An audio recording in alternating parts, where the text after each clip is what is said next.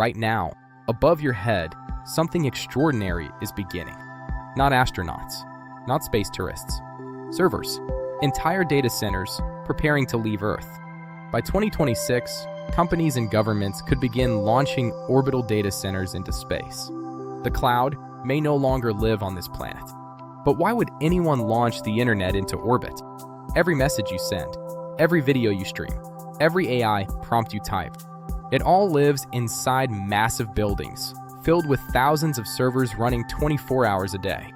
These data centers already consume more electricity than some entire countries. And now, artificial intelligence is accelerating demand at a pace we've never seen before.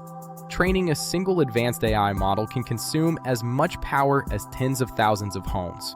Cooling these machines costs billions. Water usage is skyrocketing. Power grids are under pressure. The digital world is beginning to overheat the physical one. If AI keeps growing at this speed, Earth may struggle to keep up. So engineers started asking a radical question. What if we move computing off the planet?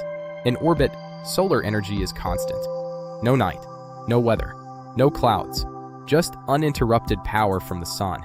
In the vacuum of space, heat dissipates differently. No massive air conditioning systems.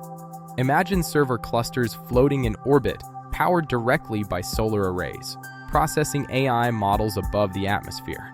No land constraints, no grid bottlenecks. An orbital layer of intelligence circling the Earth. What once sounded like science fiction is now entering serious discussion rooms inside aerospace companies and tech giants.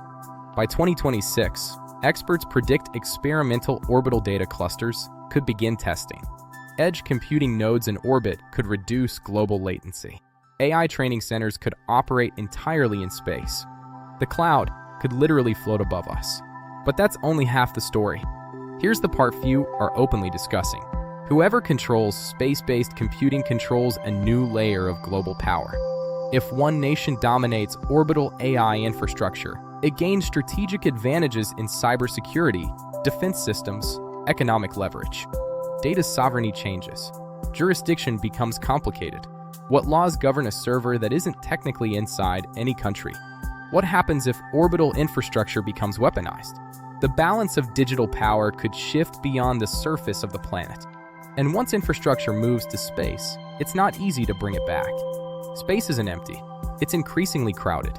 Orbital debris travels at speeds faster than bullets. A single collision could disable critical systems.